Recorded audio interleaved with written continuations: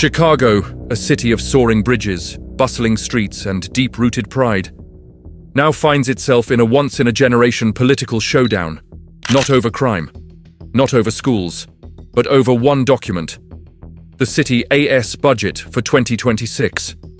And what it says about power, priorities, and who pays the price. This is the story of a city divided.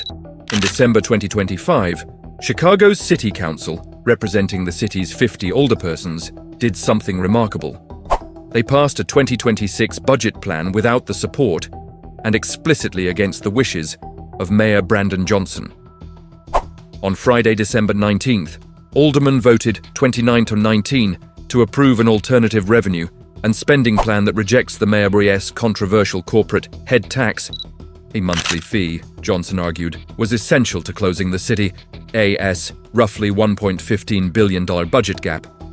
Rather than taxing large employers by employee, the council AS plan taps a mix of other revenue sources, increasing the tax on cloud computing and equipment leases, hiking the plastic bag fee, overhauling liquor taxes, legalizing video gambling terminals, and even selling advertising space on city light poles and historic bridge houses along the Chicago River. The plan heads next to the Mayor AS desk, where one question looms large. Will he veto it? At the center of this political storm is Mayor Brandon Johnson, Chicago's 57th mayor and a former educator known for progressive policies. From city hall floors to local community centers, alderpersons, especially Ald, Nicole Lee, 11th, and Ald, Scott Wagesback, 32nd, emerged as leaders of the opposition bloc, crafting a competing revenue plan and arguing the head tax would be a job killer.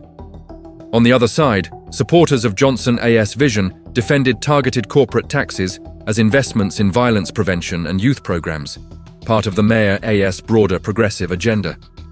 This isn't just numbers on paper, it's alderpersons standing up for working families, business leaders worrying about jobs, and residents watching their city's future unfold in real time. Budget experts and analysts have weighed in on why this moment matters. One commentator noted that Chicago's fiscal instability isn't new, tied to underfunded pensions and short-term budget deals, like the infamous 2008 parking meter contract, that have hollowed city coffers for years. Ilmul Brendan Riley, speaking after the council vote, urged seriousness in balancing a budget that a clear majority supports. Meanwhile, Mayor Johnson called parts of the council's plan morally bankrupt, especially the idea of selling city debt and targeting unpaid fines, which he fears would harm working Chicagoans. As of today, council passed the spending blueprint and revenue plan. The alternative budget is 5 votes short of a veto-proof majority, meaning the mayor could veto it.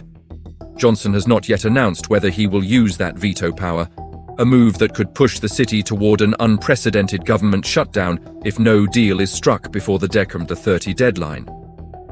The tension on Chicago's streets, in aldermanic offices, and within local communities is palpable, because the next few days may decide who pays and who leads. This isn't merely a budget disagreement, it's a battle over vision.